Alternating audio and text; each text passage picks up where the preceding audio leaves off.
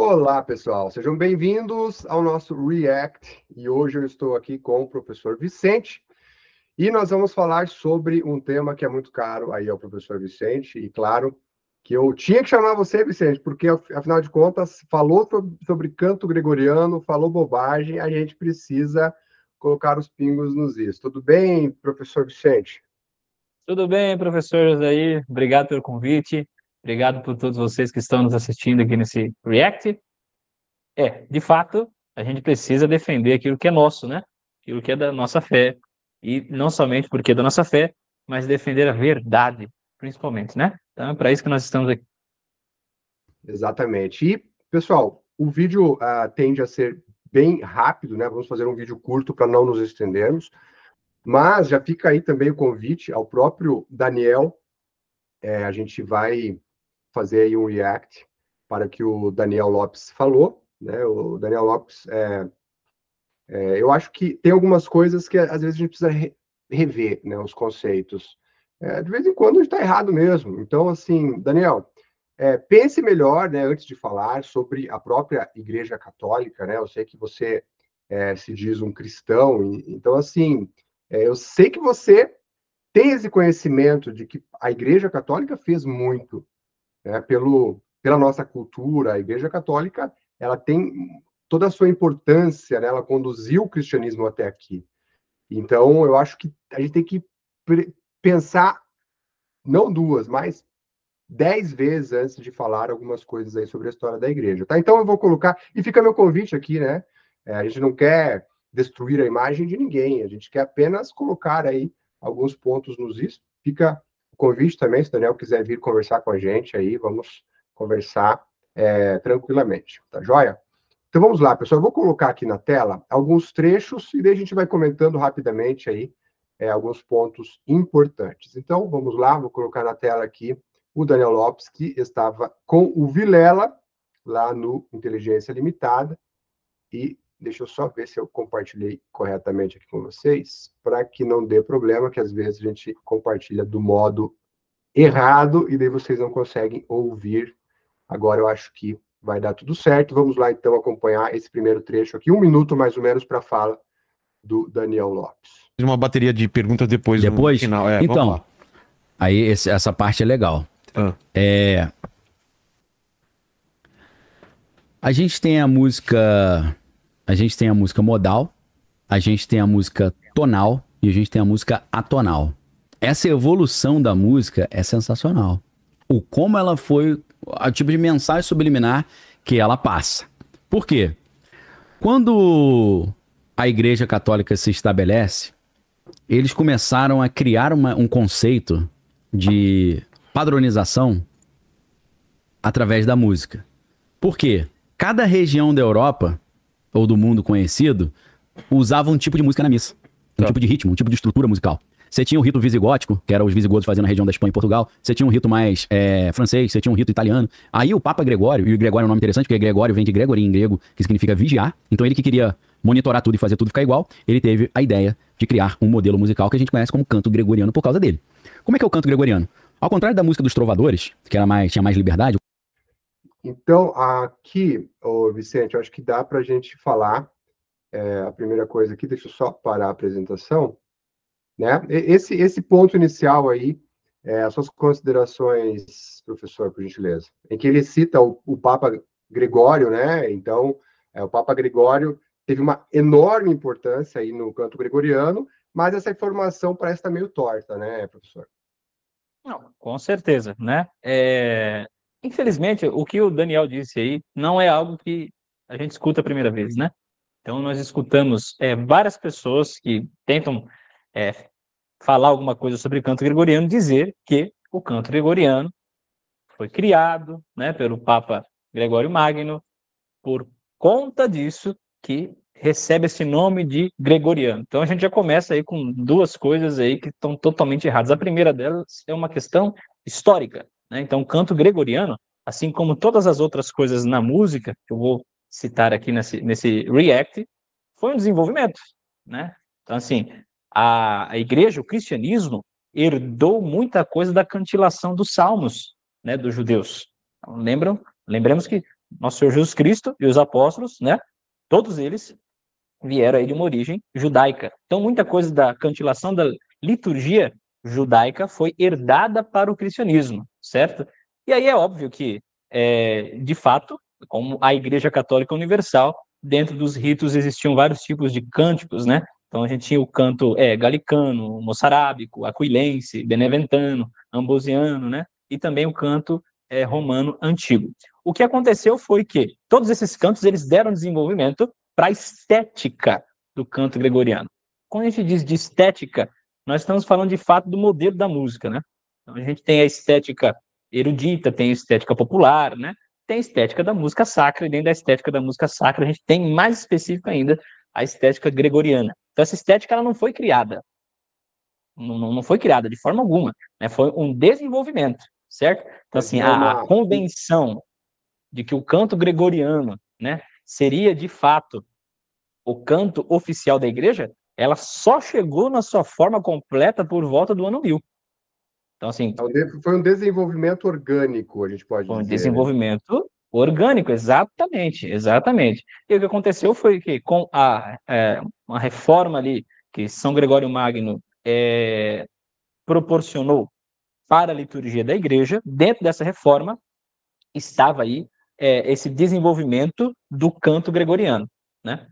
Com o passar do tempo, como esse canto gregoriano foi colocado ali por São Gregório Magno, né? Como algo natural da igreja, ou seja, como uma coisa a ser usada, né? Um canto a ser usado na liturgia universal, então, obviamente, o canto gregoriano suplantou os outros cantos que existiam, né? Então, o ambrosiano, o galicano e tudo. Mas entenda que todos esses contribuíram de alguma forma para essa estética do canto gregoriano, que aí nós vamos para a segunda coisa que eu falei, né? Não era chamado de canto gregoriano. Então, São Gregório não homenageou a si mesmo, né? Falou, olha, vai ser o canto gregoriano. Não, esse nome, né? Essa nomenclatura foi passada depois de muito tempo, né? Porque ele que deu a normativa, mas não é que ele criou, e muito menos, isso não seria atitude de um santo, como foi São Gregório Magno, de dar o próprio nome para uma coisa ser eternizada dentro da igreja. Então, assim, acho que a primeira coisa a falar é um erro histórico aí, né? Não foi criado por São Gregório Magno, tá bom? Repito, não foi um desenvolvimento orgânico. São Gregório Magno, ele apenas instituiu e disse para a igreja, olha, agora essa estética de canto será para toda a igreja, para a Igreja Católica Universal. Foi apenas isso. E eu achei engraçado, né, quando eu assisti, essa ideia, né, que as pessoas, e até o próprio Daniel tentou passar, né, de que não, o Papa ele fez um plano de dominação global e com isso ele usou o canto gregoriano. Aí eu, caramba, cara, eu que sou acostumado a ouvir canto gregoriano desde cedo, né, pelo menos desde quando eu era, sei lá, eu tinha 17, 18 anos, né, quer dizer, eu tô com 40 anos, então mais da metade da minha vida eu aprendi alguns cantos com os monges trapistas, por exemplo. E o que nós temos no canto gregoriano? A palavra de Deus, né? Está ali. Os salmos estão ali. Exato. Aí vem uma pessoa e fala, o canto gregoriano... Cara, o canto gregoriano é igual uma pessoa, ou, não sei, é como se fosse a Bíblia, né? A palavra de Deus está ali. A gente canta o canto gregoriano de uma forma tranquila, né? Por quê? Porque nos remete a Deus. Então, para mim, que tenho esse costume de rezar cantando, e não aí, às vezes, tem os cristãos mais modernos, né? De algumas seitas aí, que tem aquele canto alto, né? Aquele negócio e tal. Olha, quando a gente está com o canto gregoriano, é uma coisa calma, né? Só que aquilo traz uma profundidade impressionante, porque muitas vezes a pessoa que... primeiro que, às vezes, o canto gregoriano ele não nasceu de uma pessoa, né? Vamos por um canto só, a Salve Regina. Aquilo ali Sim. passa por mãos de muitas pessoas através dos séculos. Por isso que tem uma profundidade muito grande. Então, a pessoa faz jejum a vida toda, a pessoa faz caridade a vida toda, a pessoa reza para chuchu, e, de repente, ela contribui para a formação e concretização de um canto gregoriano. É algo lindíssimo, né? Por isso que Não sou eu e nem o professor Vicente quem fez. Quem fez foram os cristãos com o passar dos séculos. Eles Sim, foram exato. indo aquele canto, né? Aí quando vem uma pessoa fala que não, foi o Papa que fez lá para... Meu Deus do céu, cara, que... Essa mentalidade, me desculpa, foi uma das piores, assim, que a gente... Sim, não, com certeza. E aí o que acontece? Muitas pessoas pensam assim porque nós temos que lembrar o seguinte, né? A época a qual o canto gregoriano surgiu era a época da cristandade. Então, aquilo que é colocado hoje nos livros de história, em muitas faculdades, muitos colégios, muita gente acredita isso, que é a Idade Média, né? O medievo, é a Idade das Trevas. Não, mas é muito contrário. É a época da cristandade. Então, o que foi vivido lá é algo que nós não conseguimos nem imaginar hoje, entende? Então, assim, era uma busca, obviamente, com seus defeitos, obviamente, com seus problemas, porque em toda a história da humanidade haverão problemas, né? Haverão pecados, mas era uma busca dos valores cristãos em toda a sociedade, né? E aí as pessoas confundem por quê? Obviamente por conta da cristandade, então o canto gregoriano era um canto que também era oficial dentro do Império Romano, porque nessas alturas o Império Romano já tinha se convertido, já tinha se tornado católico, né? Então o que a gente escuta aí? Fala, não, mas o Império ele impunha, né, que as pessoas ouvissem o canto gregoriano. Tá, ok, o Império impunha que as pessoas ouvissem o canto gregoriano, e as pessoas iam ouvir o canto gregoriano. O que estava dizendo no canto? Que Constantino é Deus? Império Romano é a nossa salvação? Claro que não, foi o que você acabou de dizer, professor José. O que dizia no canto gregoriano, o que se diz até hoje? São trechos da palavra de Deus, né? São salmos, são orações dos santos, né? Então, não há mal algum nisso. Nós vamos imaginar e assim, tentar recordar, né, pensar o que é uma sociedade cristã, não há mal algum em você promover um canto que está dando glória a Deus, né? E não glória aos homens. Entende? Vamos então a mais um trecho aqui, um minutinho, vamos lá. O canto gregoriano, ele é uma música de estilo modal. A música modal, ela é o seguinte, ela tem uma nota principal e todas as notas giram em torno dessa nota principal, ou seja, todo mundo segue o mesmo líder. Então a música modal, pela estrutura dela, do canto gregoriano, né, eles falam aleluia, usa várias notas, mas sempre cai naquela nota mestre, principal, né? Aí você tem os modos gregos lá, lídio, mixolídio, eólio, locro. Então significa o quê? Todo mundo segue uma mesma nota e todo mundo canta em uníssono. Quando uma nota está sendo cantada, todo mundo está cantando a mesma nota. Por isso que ele chama de cantochão também. Tá todo mundo cantando. Vamos mudar de nota. Todo mundo muda. Não tem acorde, né? Geralmente o acorde é formado por uma tríade, né? A primeira, a terça e a quinta.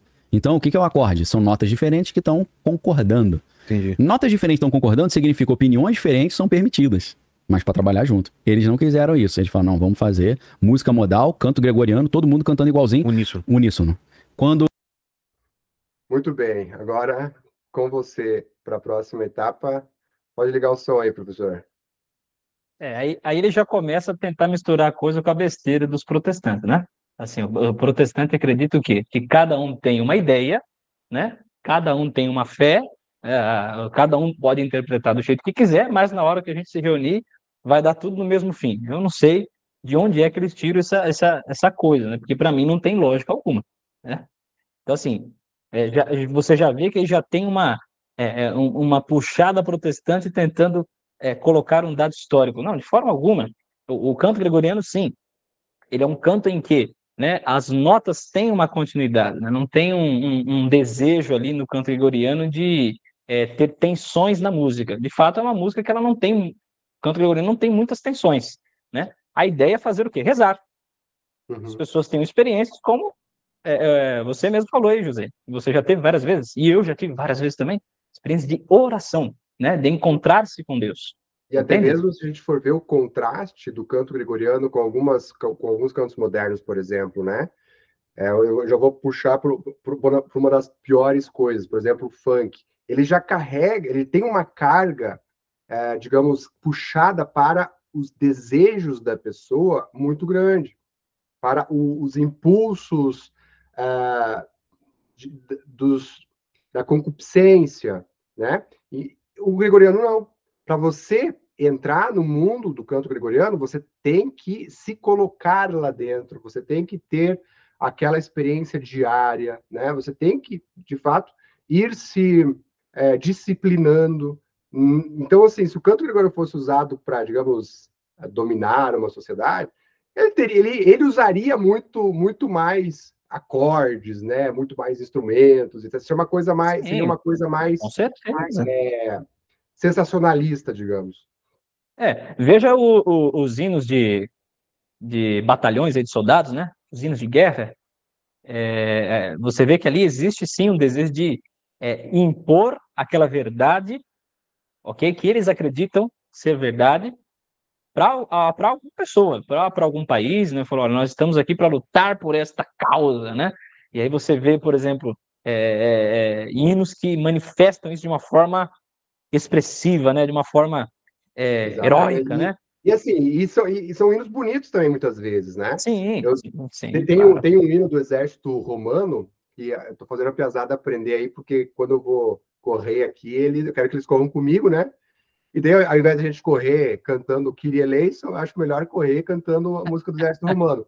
E ela é mais ou menos assim, Roma. E daí os soldados repetem, né?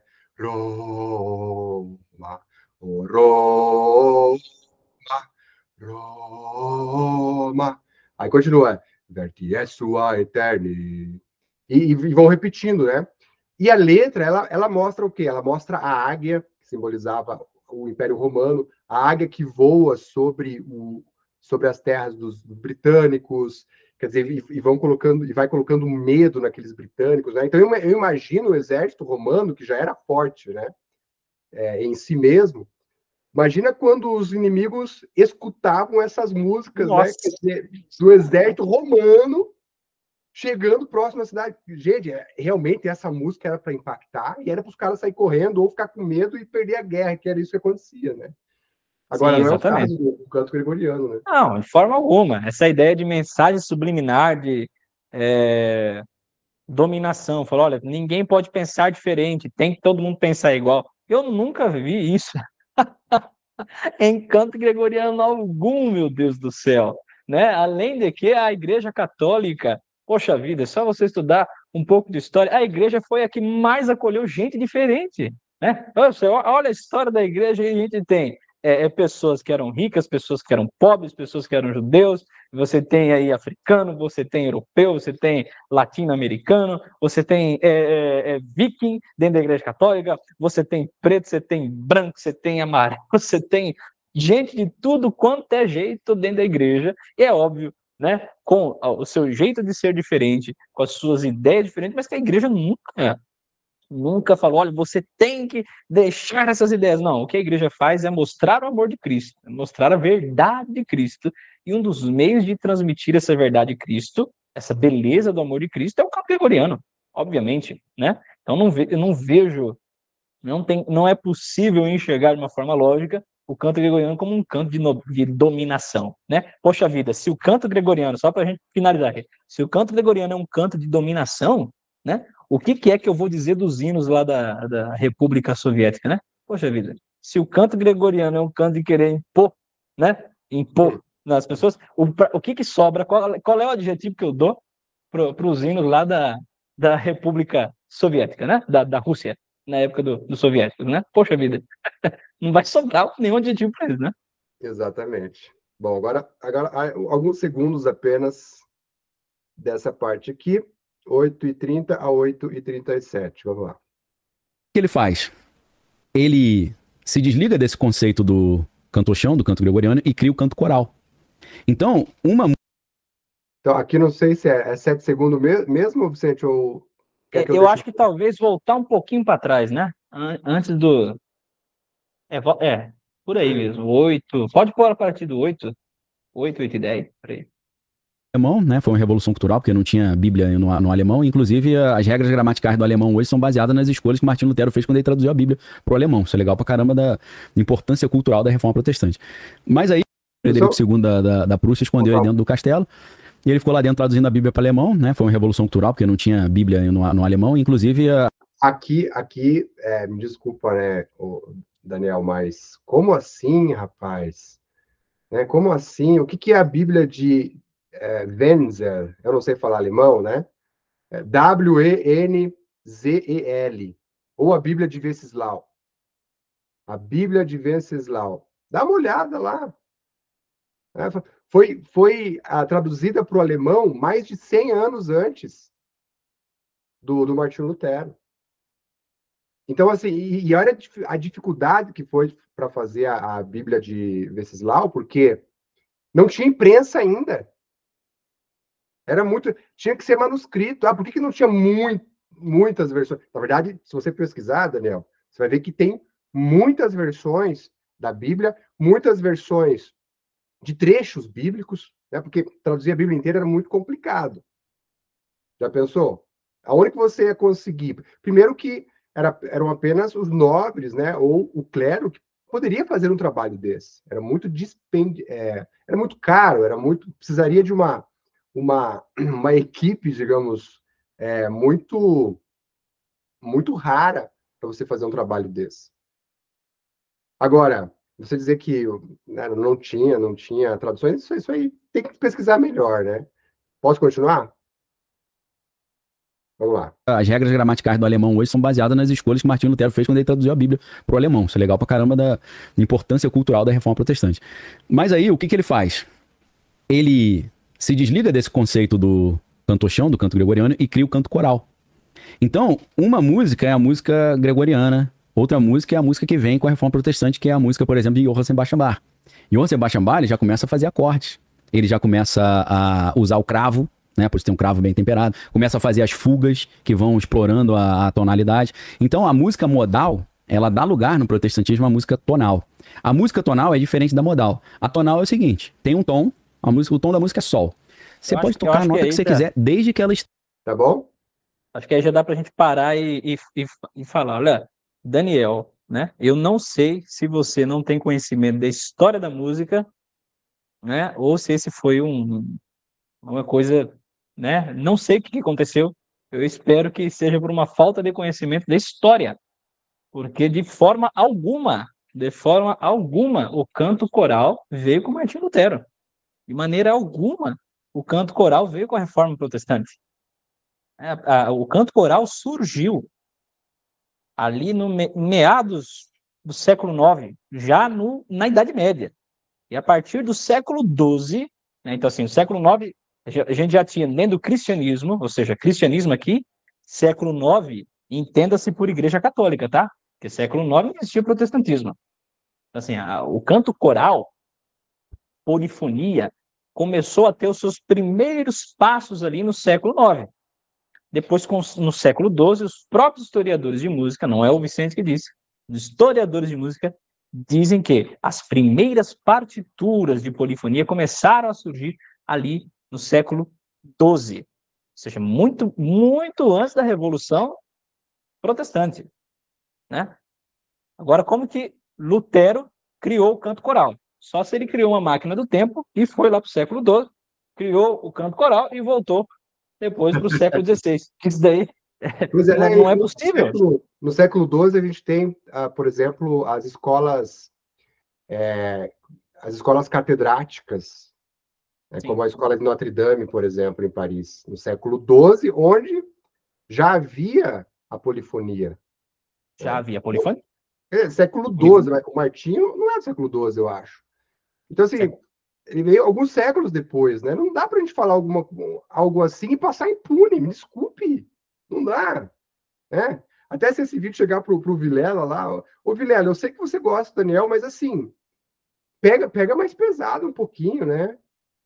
Ou quando tiver assuntos assim mais polêmicos, leva alguém para discutir esses assuntos. Não precisa, às vezes não quer fazer um debate, tudo bem, mas leva uma outra pessoa também para discutir isso, porque, cara, é sério isso. É um programa aí que você vai ajudar a formar as outras pessoas, né? Quer dizer, se você forma errado até algumas coisas básicas, alguns princípios básicos da história, quer dizer... assim, você está dando... Ele deu datas assim, sem nenhuma base e sem verdade alguma. Então, assim, além da pessoa dizer coisas aí, que a gente não sabe de onde foi que ele tirou isso, né? Foi a primeira vez na minha vida que eu escutei alguém dizer que Lutero que criou o canto coral. E olha que tem tempo que eu conheço música, que eu canto, que eu toco, que eu trabalho com música. Então, assim, foi a primeira vez na minha vida que eu escutei uma besteira dessa. Ainda dando datas, poxa vida, pelo amor de Deus, né? De onde é que você tirou isso? Veja bem, a gente encontra as partituras ali do Palestrina, por exemplo. Palestrina já tem obras muito antes poxa vida, muito antes da Revolução Protestante, né? Aí, seguindo um pouco mais adiante, ele falando que Bach criou ali a polifonia, que criou os acordes. Meu Deus do céu! Olha, gente, a história da música é uma história de desenvolvimento orgânico. Não foi Bach, eu reconheço Bach, gosto muito, inclusive, de Bach, né? Faço parte de uma companhia musical também, além de ser professor de latim, que a gente canta música de Bach, tocamos música de Bach, mas Bach de forma alguma criou acorde, gente. Ele não criou o conceito de acordes, é lógico, ele desenvolveu muita coisa, mas veja bem, a palavra que foi um desenvolvimento, né? Além disso, parece que ele coloca Bach junto com o Lutero em uma salada mista, né? Poxa, Bach nasceu 150 anos depois da Reforma Protestante, né? Então, assim, ele bebeu muita coisa da Reforma? Claro que bebeu, ele nasceu luterano, né? Numa família luterana, mas ele nem viu Lutero, tá entendendo? Então, assim, ele bebeu muita coisa ali. E, lógico, ele bebeu muita coisa da música que já existia, que já tinha um desenvolvimento polifônico, né? Então, ele aperfeiçoou muitas coisas. Então, veja bem, né? Não é justo nós dizermos, de forma alguma, que Lutero criou o canto coral, porque Lutero queria aceitar os pensamentos diferentes, né, dentro da sua religião, para que depois fossem todos uma unidade. Isso é conversa fiada. Você me desculpa, Daniel, tá? Mas isso é conversa fiada. A polifonia surgiu no século XII, ok? Começou a surgir no século XII, prova de que, já na sua teoria, não na minha teoria, porque eu não acredito nisso que você falou, mas nessa teoria tua aí de que as polifonias indicam, né, vários pensamentos diferentes, né? Então é prova de que a igreja sempre aceitou pensamento diferente, porque a polifonia surgiu no contexto católico. Tá? O canto coral surgiu no contexto católico. Então nós vemos lá no século IX, para ser mais exato com você, algumas partituras indicando ali o falso bordão, né? Que a gente encontra até hoje em alguns cantos gregorianos. E o século XII, aí a polifonia já começa a se desenvolver um pouco mais. Obviamente, a gente precisa ser justo, né? Ali no período renascentista, que ali já veio aí depois de Bach, né? Período barroco, período renascentista, então já começa a ter um desenvolvimento bem maior da polifonia, mas não foram eles que criaram. Não foram eles, muito menos Lutero. Então, por favor, seu Daniel, seja honesto com a história. Se você não sabe a história da música, então não abra sua boca para falar uma coisa dessa, tá? Aqui, para mim, ficou claro que você só está querendo atingir a Igreja Católica com esse tipo de argumento, sempre voltando. Você percebe, não sei se você percebeu, professor José, mas você percebe que, assim, ele sempre voltando naquele ponto. Não, porque, né, Lutero queria aceitar as ideias diferentes, né? Diferente da igreja. Então, já tirou o canto tonal para ir para o canto modal, para poder aceitar ideias diferentes. Poxa vida, né? Você fez uma salada mista para tentar defender a sua ideia aí, né? Da sua fé protestante. Eu acho que você não precisava fazer isso. Daria para a gente ter um debate teológico muito melhor do que você fazer uma mistura de história, né? Ainda com uma série de datas que eu não sei de onde que você tirou, para falar uma coisa que não existe, uma coisa que é inverídica, tá? Pois é, tinha mais algumas coisas sobre isso, né? Mas vamos para frente aqui para ver se a gente consegue finalizar esse trecho aqui. Não é admitido tem isso. Um ponto aí que inclusive, a igreja... Posso jogar? Pode. Vamos lá. A igreja criou até intervalos entre notas que eram proibidos por serem até diabólicos. Nossa. Que era o trítono, né? Que é o diabolos em música. Por quê? Pera aí, eu vou repetir essa parte aqui, vamos lá. Atenção, pessoal, olha o que vai sair aí. Não dá, não é admitido isso. Inclusive, a igreja criou até intervalos entre notas que eram proibidos por serem até diabólicos. Nossa. Que era o trítono, né? Que é o diabolos em música. Por quê? Que é um intervalo que, de uma nota para outra, soava estranho, dava uma sensação ruim. Então eles proibiram isso, o trítono. E aí a primeira música que o Black Sabbath faz, que é Black Sabbath, o nome da música, é toda em cima do trítono, né? Sai de propósito para dar uma zoada, né? Então, tinha coisa até proibida. O cara ia pra Inquisição se ele compusesse um negócio com o trítono, né? O trítono era chamado diabo na música. O cara ia... o cara ia pra fogueira, rapaz. Ai, meu Deus do céu. Ô, Daniel, me dá aqui alguns nomes, né? Uns nomes aí de alguns, alguns músicos que foram parar na fogueira por conta disso. Diga aí, Vicente. Josair, eu não sei você, mas desde que eu me conheço por gente, eu sou católico, graças a Deus. E eu sempre escuto quando o pessoal quer apelar contra a igreja falar da Inquisição, né? Sim. Sempre volta nesse ponto. Assim, a pessoa pode andar por 1000 caminhos, alguma hora, se ela quer atacar a igreja, ela vai usar a Inquisição sem nem saber o que é a Inquisição. E aí, para mim, ele está provando que não sabe absolutamente nada do que é a Inquisição. E agora até os músicos entraram, né? Inquisição. Então, veja bem, o que é o trítono? O trítono, ele é um intervalo musical que abrange 3 tons inteiros. Por exemplo, de Dó até Fá sustenido, né? Então, assim, o trítono ele tem um som que ele é dissonante e é instável, não tem a estabilidade, né? E a harmonia que você escuta em um acorde maior, em um acorde menor, numa tríade, né? Ou uma tétrade.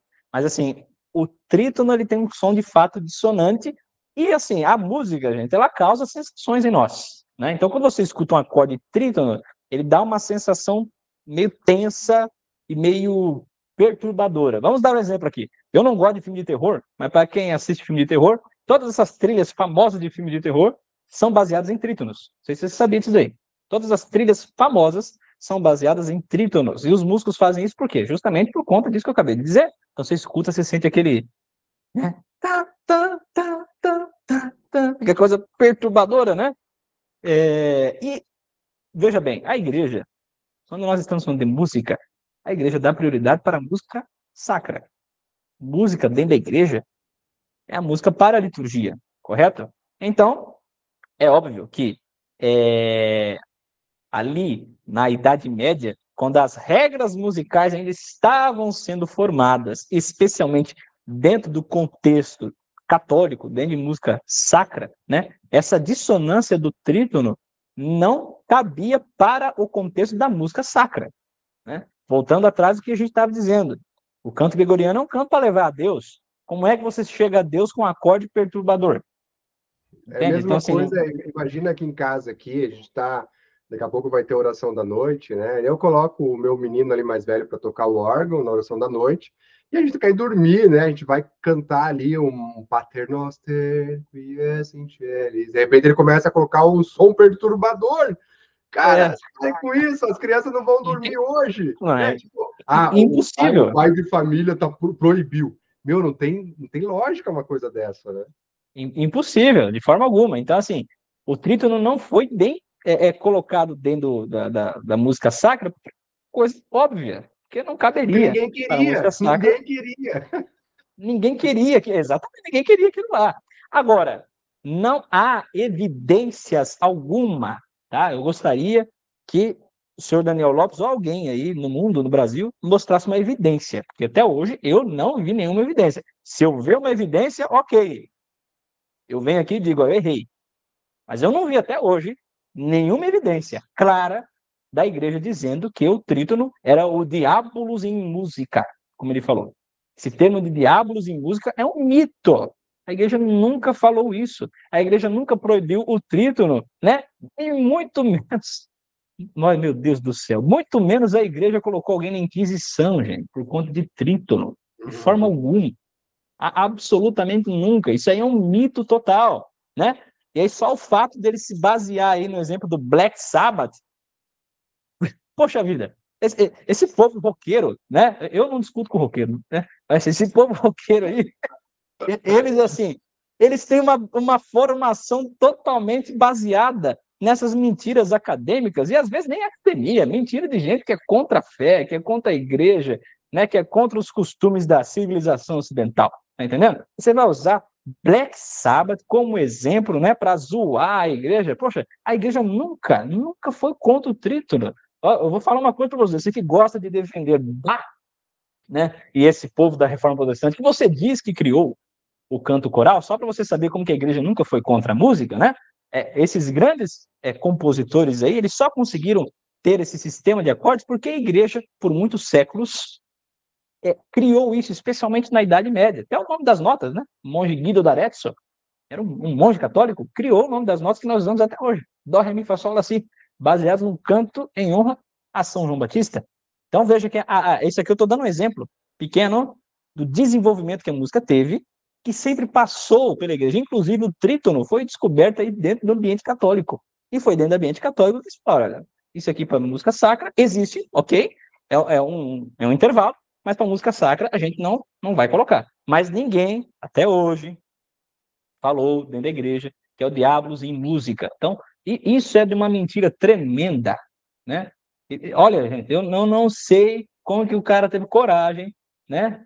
Professor, doutor, o que é? Teve coragem de falar um negócio desse aí. Acho que ele estudou alguma coisa de linguagem, né? De linguística, alguma coisa de filosofia. O Daniel ele tem um bom conhecimento, só que o problema é quando não tem as bases ali sólidas, né? Não basta ler um livro protestante sobre canto gregoriano para pensar que você sabe sobre canto gregoriano. Claro. Então, Claro. São coisas assim que a gente fica triste, né? Vamos então para a última fala aqui do Daniel e vou dar o play. Das investiduras, né? Como eles chamam. Teve uma briga do rei com o Papa, né? Porque o rei lidava só com a nobreza e o Papa com a religião. Aí o Papa quis dar pitaco na nobreza e o rei também quis dar pitaco na religião. E na verdade, o Império Romano restaurado no Sacro Império Romano Germânico, ele já é isso. Porque você não tem só um imperador romano, agora você tem o imperador de Roma e o Papa. Por isso que é o Sacro Império Romano e Germânico, é Alemanha e Itália. Roma e Alemanha. Pois é. Aí, Pode assim, essa querela das investiduras, de fato, é uma coisa que existiu, mas assim, aí ele dá um pitaco sem necessidade, né? Porque o Papa não queria interferir nos assuntos do Império. Quem queria interferir nos assuntos de alguém era o Império, né? Então o imperador queria escolher os bispos a serem ordenados, né? Isso aí é só mais um dado histórico, não tem muito a ver com a música, mas eu acho que a gente tem que dizer a verdade, né? Então, assim, o que aconteceu nessa época foi que o governador queria dar pitaco dentro da igreja, o Papa, com a sua autoridade espiritual, né, a autoridade dada por Cristo, falou, não, quem manda aqui, a autoridade sou eu, né, eu fui constituído vigário de Cristo. Essa foi a querela das investiduras, que aí depois, o desenrolar da história, o imperador foi até pedir perdão, né, de joelhos aí pro Papa, né, se a gente estudar um pouco da história, a gente vê que foi uma briga, na verdade, do Estado com a igreja, não da igreja com o Estado, não uma perseguição, que eles queriam entrar dentro da igreja, como acontece até hoje, né, acho que não mudou muito não, querer mandar dentro da igreja. Agora, para você entender que o Papa tem o poder de dizer não para isso, aí você precisa ser católico, né? Não tem outro jeito. Olha, se você não tiver fé católica, esse último assunto aí não adianta. Exatamente. Bom, eu acho que deu, né? Conseguimos falar sobre alguns assuntos, há outros ainda, mas acho que não há necessidade da gente tocar, pelo menos nesse momento. Então, pessoal, muito obrigado aí por terem assistido. Qualquer coisa, deixe seus comentários aqui, as suas perguntas, e na sequência a gente pretende aí fazer outras gravações, outros vídeos para falar sobre temas relacionados à música, temas relacionados ao latim, ao canto gregoriano, enfim, a muitas outras coisas também. Vicente, muito obrigado, meu caro, pela sua participação aqui e nos vemos em breve. Tchau, tchau. Até mais. Até mais.